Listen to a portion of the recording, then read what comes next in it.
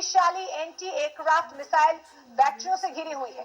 जमीन के नीचे कई दशकों पुरानी 8 अंडरग्राउंड लैब्स हैं, जहां पर लगभग 2700 वैज्ञानिक और टेक्नीशियन दिन रात यहां पर काम करते हैं।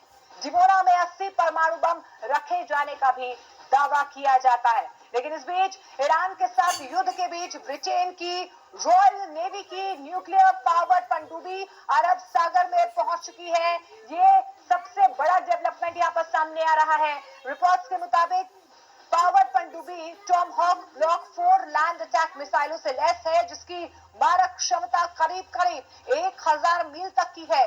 इसके अलावा न्यूक्लियर पावर्ड पनडुब्बी में हैवी वेट टॉर्पीडो भी मौजूद है। माना तो ये भी जा रहा है कि अगर ईरान के साथ युद्ध आगे और ज्यादा बढ़ता है तो ब्रिटेन भी इस जंग में खुलकर सामने आ सकता है। और यही वजह है कि रॉयल नेवी की न्यूक्लियर पावर पनडुब्बी ने अरब सागर के उत्तरी हिस्से में अपनी पोजीशन भी ले ली है।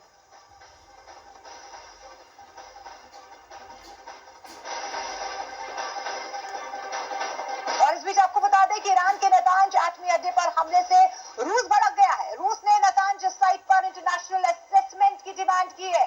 रूस ने धमकी दी है कि एटमी ठिकानों पर हमला सभी खाड़ी देशों को तबाह कर सकता है। इधर ईरान के राष्ट्रपति ने मुस्लिम देशों को एक साथ लाने का दांव भी चल दिया है। ईरान ने ये खुलासा किया है कि उसने तुर्की और ओमान पर हमला नहीं किया है। ऐसे में सवाल उठ रहा है कि इन देशों पर मिसाइलें किसने दागी।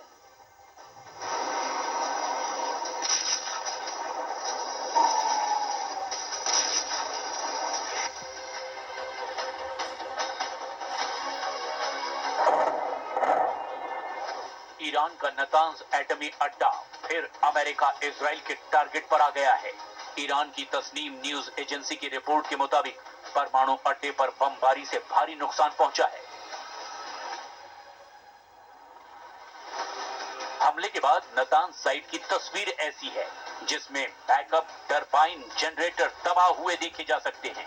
पावर सप्लाई की सपोर्ट बिल्डिंग भी बमबारी में झुलस गई है। अमेरिका इजराइल के हमले में नतांज साइट का इलेक्ट्रिकल सबस्टेशन जलकर राख हो गया है। जंगी जेट से ड्रॉप किए गए बमों ने नतांज अड्डे के पायलट फ्यूल प्लांट को भी बर्बाद कर डाला है।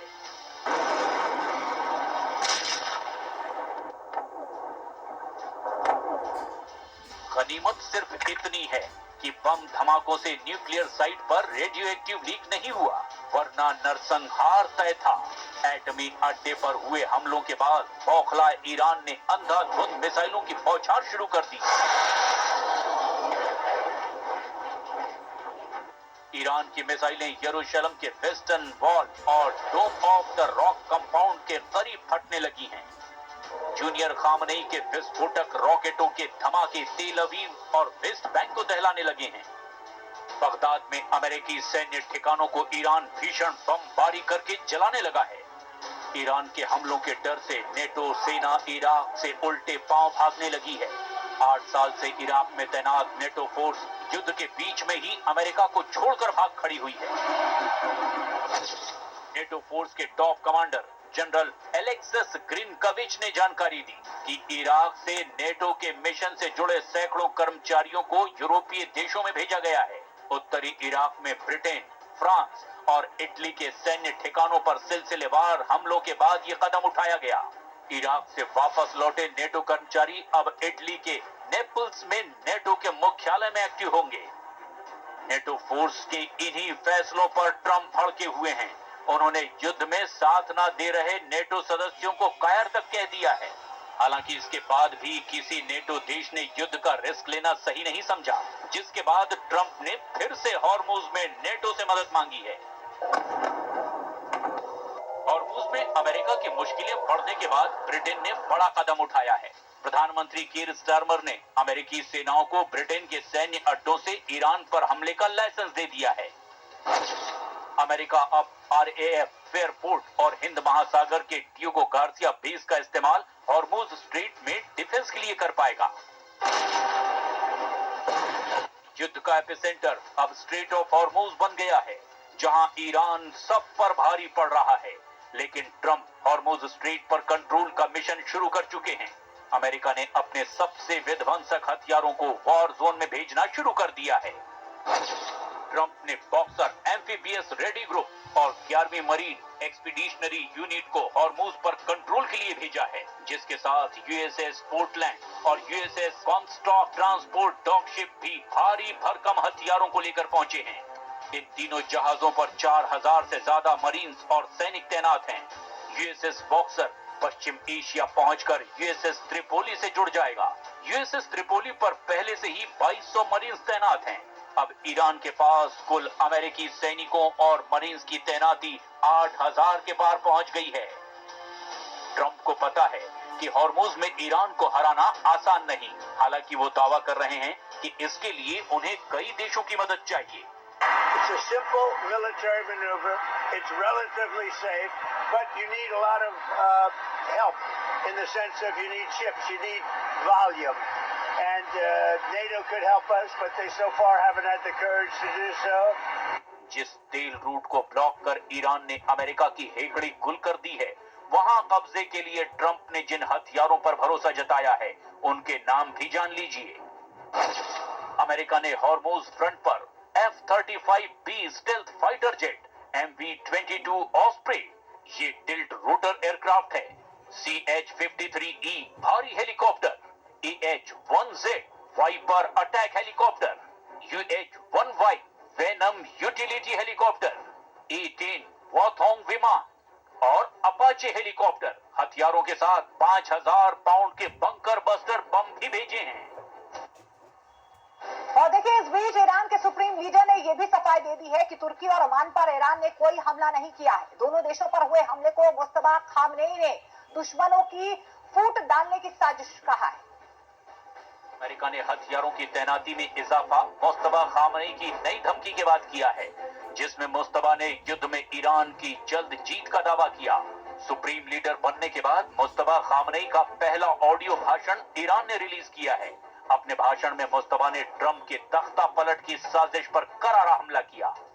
جنگ دوم کودتای دی ماه بود که آمریکا و نظام صهیونی به تصور اینکه مردم ایران در اثر مشکلات اقتصادی تحمیل شده نظر دشمن را عملی می‌نمایند با استفاده از مزدوران خود فجایع بیشماری را رقم زدند. ईरान के सुप्रीम लीडर ने यह भी सफाई दी कि तुर्की और ओमान पर ईरान ने कोई हमला नहीं किया। दोनों देशों पर हुए हमलों को मुस्तफा खामनेई ने दुश्मनों की फूट डालने की साजिश कहा है।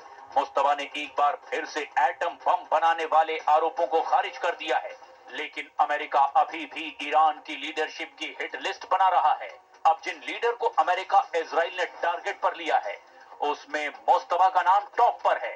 अमेरिका ने ईरान के 6 टॉप लीडर के सिर पर $1 करोड़ का इनाम रख दिया है। इसमें से 2 टॉप लीडर अली लारिजानी और इस्माइल खतीम का खात्मा हो चुका है, जिसके बाद मुस्तफा का नंबर बताया जा रहा है।